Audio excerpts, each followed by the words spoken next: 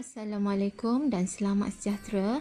Hari ini saya akan mengajar tajuk yang berkaitan dengan hukum linear dan soalan yang saya bawakan kali ini ialah soalan SPM tahun 2019. Soalan yang paling terkini iaitu di mana melibatkan penggunaan log untuk paksi Y dan paksi X. Okey, diberi persamaan tak linearnya ialah Y sama dengan A per punca kuasa B untuk X. Okey, dan dalam soalan diberi jadual untuk X dan Y.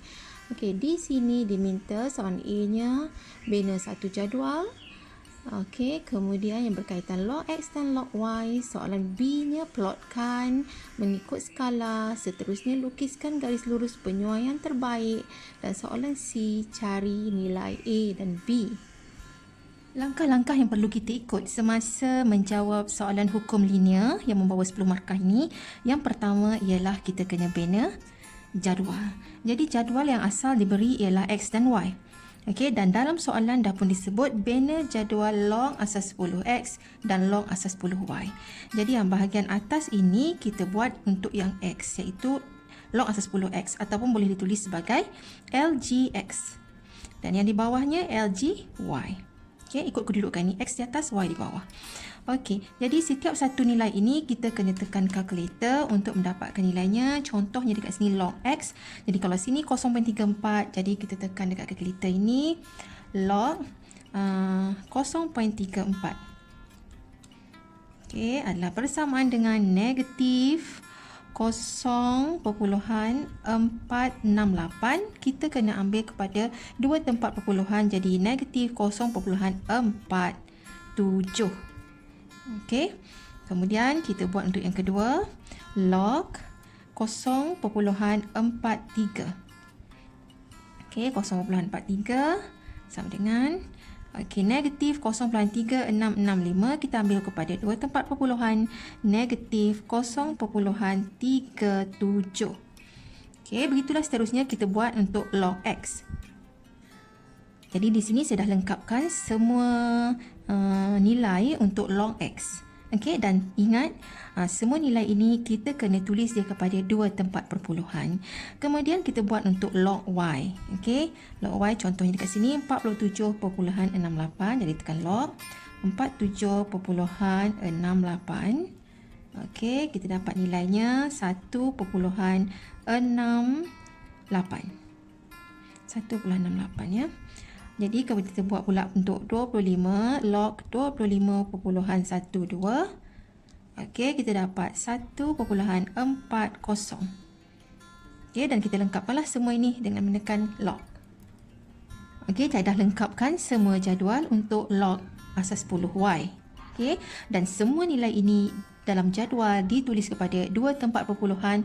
Jadi kalau perlu dibundarkan, kita bundarkan. Contohnya yang ini, log 138 ni dapat 0.13987 ni, kita bundarkan dia kepada dua tempat perpuluhan menjadi 0.14 untuk yang ini. Okey.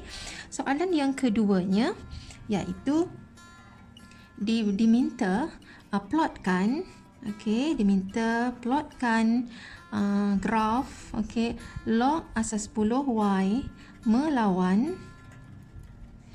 log asas 10X. Itu yang ditulis dalam soalan. Dia suruh plotkan graf log asas 10Y melawan log asas 10X.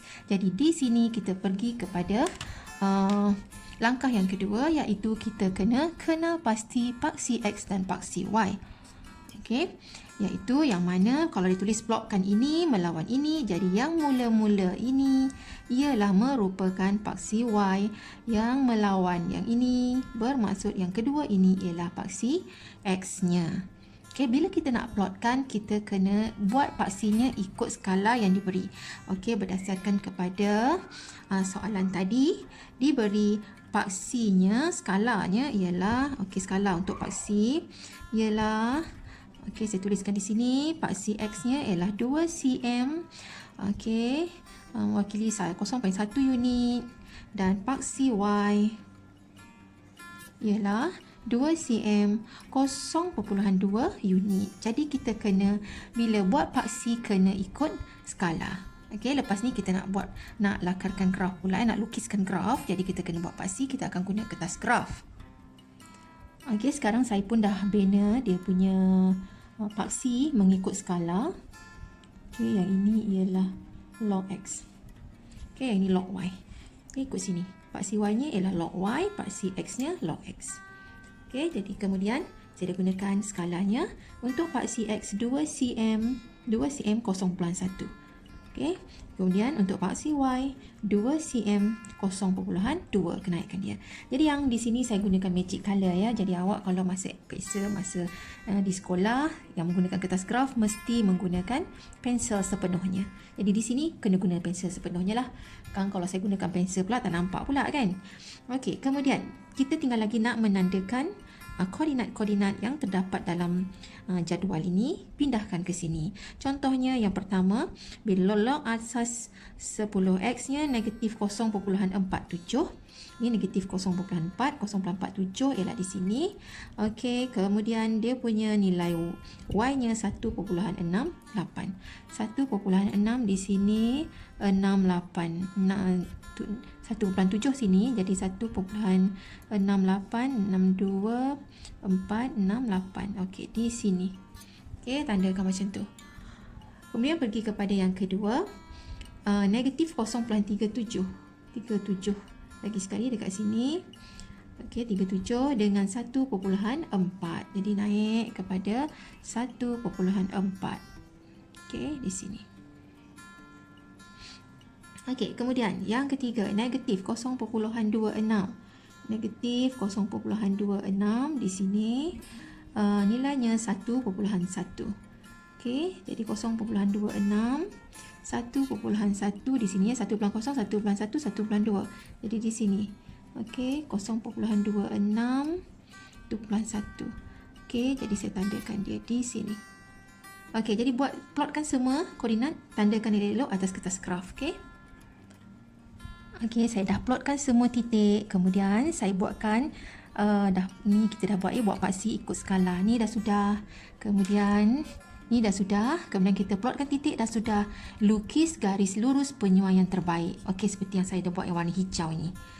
Okey, jadi garis yang kita lukis itu tak semestinya melalui semua titik yang kita tanda, tetapi pastikan dia menghampiri ke semua titik. Jadi saya pilih garis yang di sini sebab dia lalu 2 titik, kemudian ada 2 titik sebelah bawah dan ada 2 titik sebelah atas yang tidak dilalui. Jadi dia dikira seimbang lah. Dan bila setiap kali kita buatkan garis, pastikan ada persilangannya di situ.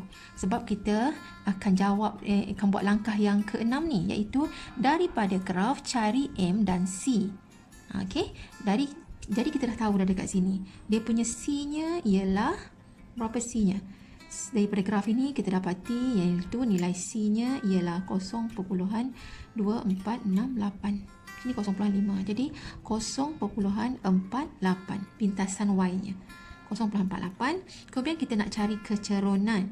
Okey, kecerunan bila kita nak cari, kita ambil 2 titik yang dilalui. Graf kita tadi melalui titik yang mana? Okey, ni dia.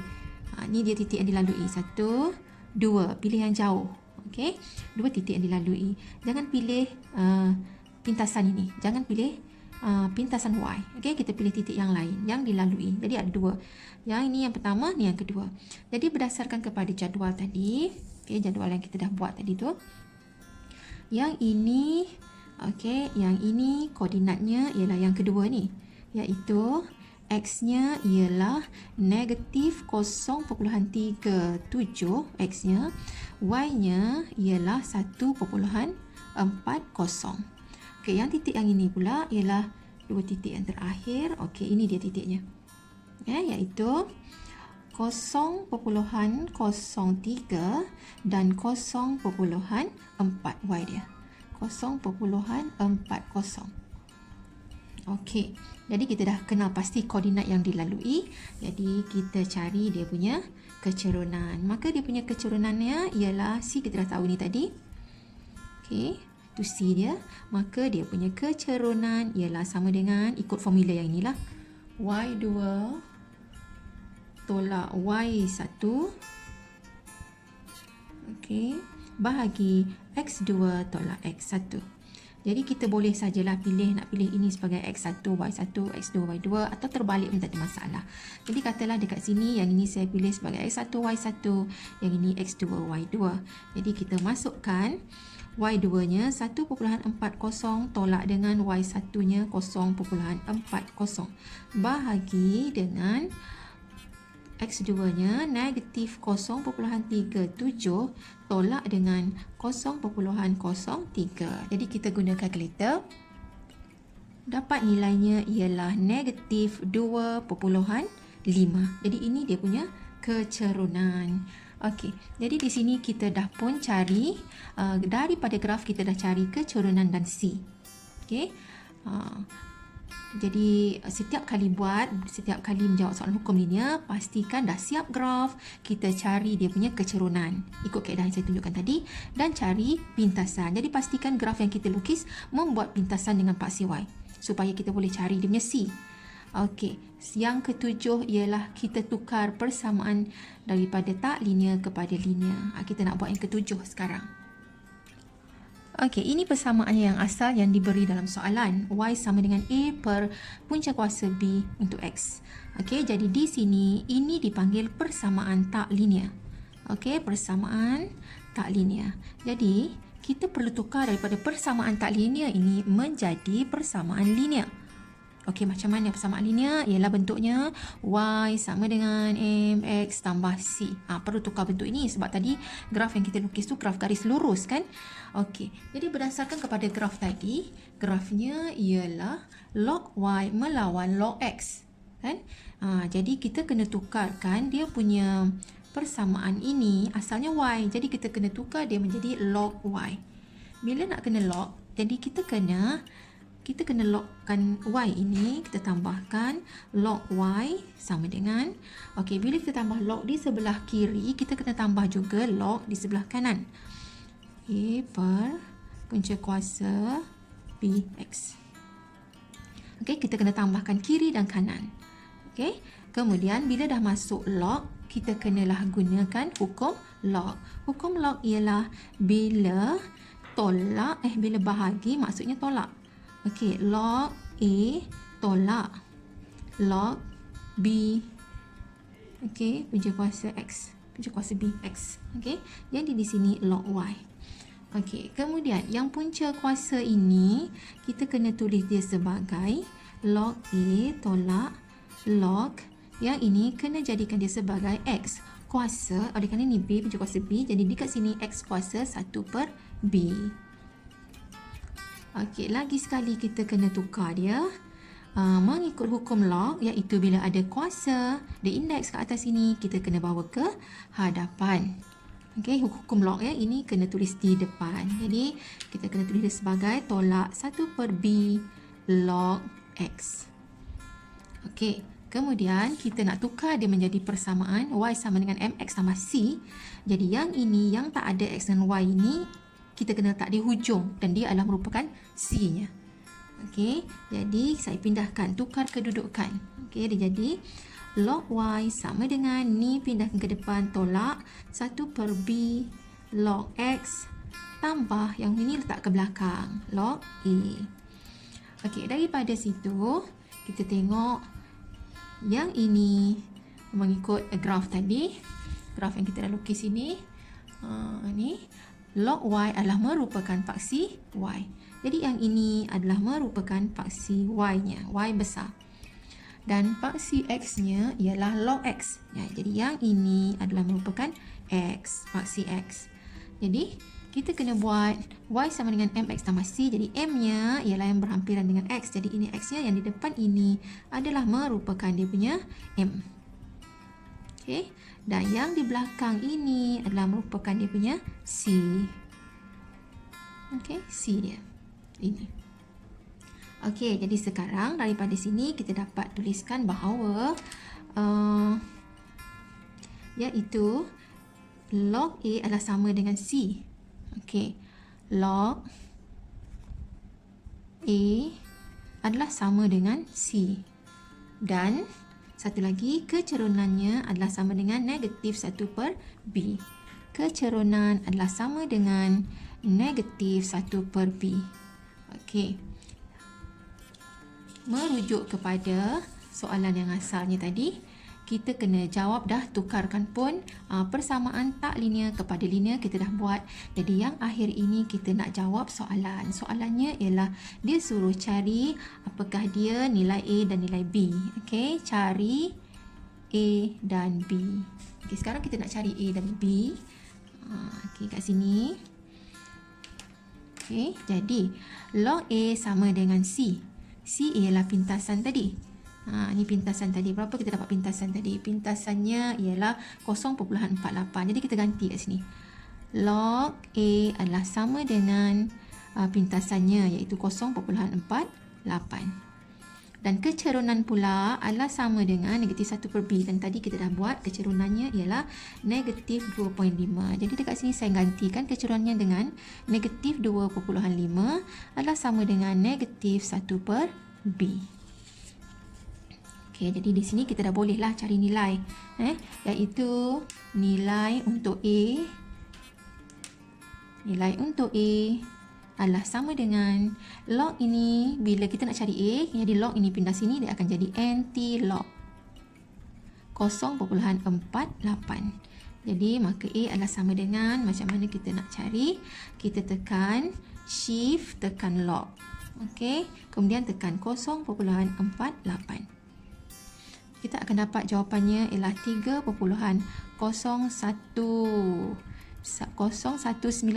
Jadi kita kena bawa ke depan, mendarkan dia menjadi 3.020. Okey. Yang ini nilai untuk A. Kemudian nilai untuk B. Yang ini saya bawa kat bawah lah. Okey, jadi yang dekat sini negatif 2.5 adalah sama dengan negatif 1 per B. Okey, maka ni negatif-negatif, maka negatifnya hilang. B ni bawa naik ke atas. 2.5 B sama dengan 1.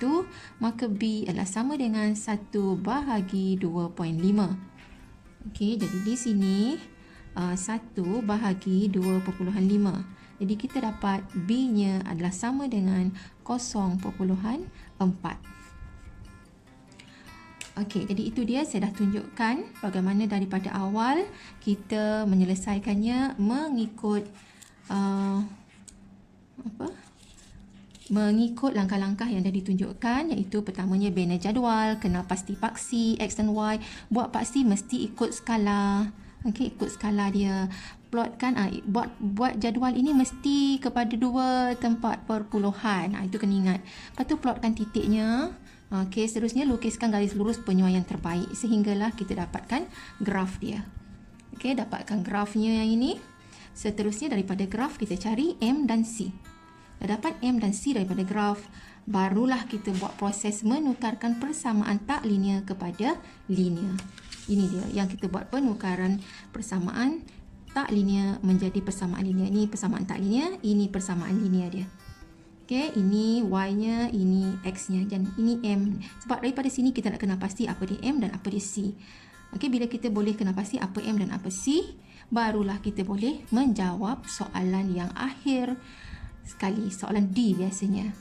Selalunya dia suruh carilah formulah yang tidak diketahui, unknown dekat yang ada dekat situ. Okey, jadi itu sahaja. Saya dah selesaikan semua sekali sehingga terjawab soalan yang akhir, iaitu nilai A dan nilai B. Saya harap anda semua faham. Jadi soalan log ini baru sahaja keluar pada tahun 2019. Soalan log ni jarang-jarang keluar. Jadi yang ini yang paling terkini, dia dah pun keluar pada tahun 2019. Jadi saya harap awak semua dah pun faham dan jelas bagaimana nak menjawab soalan hukum linear yang berkaitan dengan log, okey, mengikut langkah-langkah yang saya dah tunjukkan. Okey, itu sahaja. Sampai jumpa lagi.